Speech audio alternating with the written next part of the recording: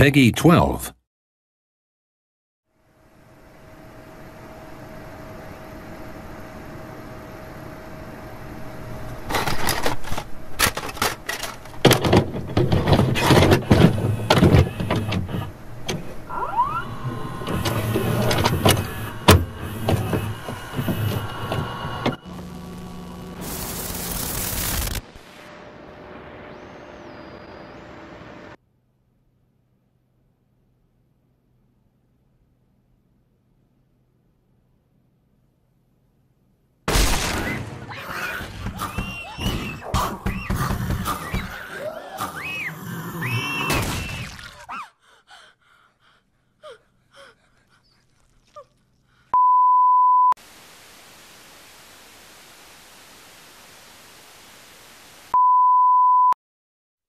Qu'est-ce qu'on mate ce soir? Ce soir, il sera question de 28 semaines plus tard de Juan Carlos Fresnadillo, suite de 28 jours plus tard de Danny Boyle. Très rapidement, 28 jours plus tard de Danny Boyle, c'est pas forcément ma came du point de vue du traitement du zombie. Ceci dit, c'est un très bon film, mais moi je suis moins adepte, on va dire, de ce débat, cette dichotomie qui fait rage, si vous voulez, au sein de la communauté geek, qui est le débat entre zombies qui marchent et zombies qui courent, zombies et infecté. Pour ma part, je suis beaucoup plus du côté du zombie qui marche, qui pour moi conceptuellement, si vous voulez, émotionnellement me dit beaucoup plus que le zombie qui court. Il n'empêche que dans 28 semaines plus tard, ça me plaît beaucoup, curieusement, paradoxalement. Mais pour le coup, moi je suis plus proche du zombie romérien, si vous voulez, dans une certaine mesure, dans la mesure où le zombie qui marche, pour moi, conceptuellement, c'est un petit peu comme le Michael Myers qu'on trouve chez Carpenter, c'est la mort. La mort qui est cerclante, qui s'approche de toi très lentement. Tu t'attends pas vraiment à ce qu'elle arrive, qui va te bercer et qui tout d'un coup, clac, va te dévorer et tu ne pourras pas y échapper. Moi, c'est ça, le zombie qui marche chez Romero. Oui, ça marche, oui, ça peut paraître ridicule pour certains, mais c'est la mort. C'est ça, le zombie. Encore une fois, c'est purement conceptuel, c'est purement... Alors, c'est un concept qui est viscéral, que vous ressentez viscéralement, mais n'empêche que c'est conceptuel. C'est comme Michael Myers, qui fait que marcher derrière des visiteurs qui courent, mais qui finira toujours par les avoir. Donc ça c'était pour le débat, mais je pense que j'y reviendrai lors d'un transgenre sur le zombie que je ferai dans quelques temps. Donc 28 semaines plus tard, c'est la suite, ça se passe 28 semaines après la contamination de rage fulgurante qui mène les individus à avoir des comportements ultra violents. Alors pas vraiment d'anthropophagie d'ailleurs dans 28 jours plus tard, ni dans 28 semaines plus tard, mais en tout cas qui amène à des morsures qui vont transmettre la maladie. Et on a commencé en tout cas à endiguer plus ou moins l'épidémie. Donc on commence, ça et là, à repeupler les villes. Et on va suivre trois personnages principaux, un père et ses deux enfants, un petit garçon et une adolescente. Lui fait partie de la sécurité de manière générale et aide au repeuplement des villes, et il fait partie donc des premiers à être réinstallés au cœur des villes. Ces deux enfants n'arrivent pas à faire le deuil de leur maman, que leur père a vu mourir pendant une attaque zombie, celle qu'on verra en prologue pour le coup dans le film, merveilleuse scène. Et à partir de là, ils vont souhaiter retourner chez eux pour aller choper quelques souvenirs. Ils vont retrouver leur mère finalement vivante. Cette mère va être rapatriée et il va s'avérer qu'elle est, dans une certaine mesure, immunisée. Porteuse, mais porteuse saine. Et à partir de là, de fil en aiguille, sans rentrer trop dans le détail parce que justement c'est le seul souci pour moi du film, l'invasion va reprendre, l'épidémie va se remettre à proliférer et nos héros vont se retrouver plongés dans le chaos et vont essayer de survivre. Grossièrement c'est ça si vous voulez l'histoire simple. Je ne sais pas vous donner trop de détails sur la manière dont l'épidémie vient parce que pour moi c'est le seul souci du film en réalité. Juan Carlos Fresnadillo, il avait réalisé un premier film qui était une sorte de thriller très étrange qui s'appelle Intacto, que je vous conseille, donc qui est pour le coup espagnol. C'était un très très très joli film, assez particulier, avec une sorte de rythme très très étrange, mais vraiment que je vous conseille fortement de découvrir. 28 semaines plus tard, c'est un film de commande, c'est un film pour lequel finalement il n'a pas vraiment droit au chapitre sur le scénario en tant que tel, et c'est véritablement là que le bas va blesser.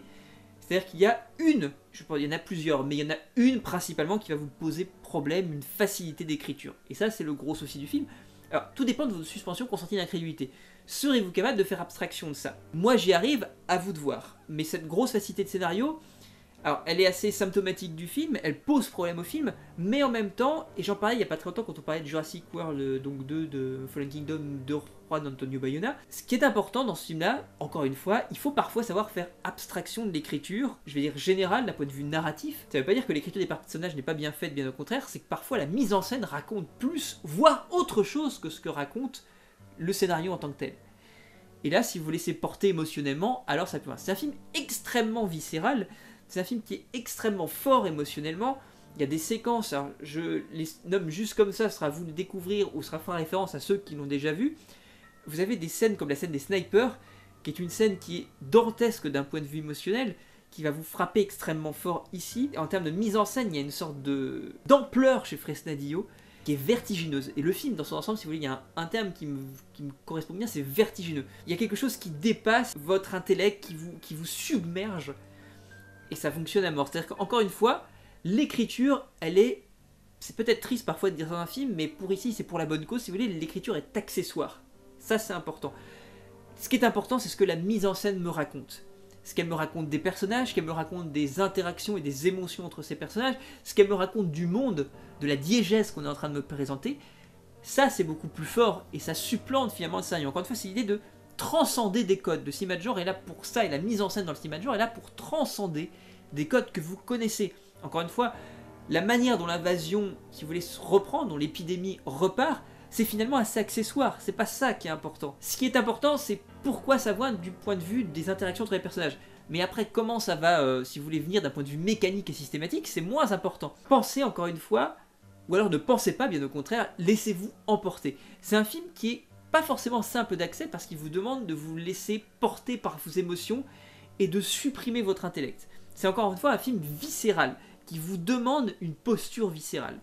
Donc vous allez voir, c'est un film que je trouve absolument merveilleux. C'est peut-être, à mes yeux, l'un des plus grands films de zombies de ces 10 ou 15 dernières années. Malgré tout, malgré ce paradoxe que je vous posais au départ, le fait que les zombies qui courent, c'est pas trop ma cam. Mais dans le travail qu'en fait Fresnadillo, il arrive à créer un vrai sentiment d'urgence, un vrai sentiment de violence aussi. Les scènes de violence sont pour moi beaucoup plus fortes que dans 28 jours plus tard. Il y a un vrai impact dans la violence. Elle fait vraiment mal, elle est vraiment douloureuse. Et comme il y a un attachement extrêmement fort émotionnellement qui se fait avec les personnages, les morts des divers personnages, ou si vous voulez, même ce qu'ils vont subir dans leur aventure, dans leur épopée, va encore plus vous toucher. Il y a beaucoup de films actuellement où on oublie justement ça, où on voit les cadavres s'amonceler, ou les souffrances s'amonceler sur les personnages, sans vraiment ressentir la chose. Là, vous ressentez fortement les choses, et de manière douloureuse. C'est un film qui est douloureux.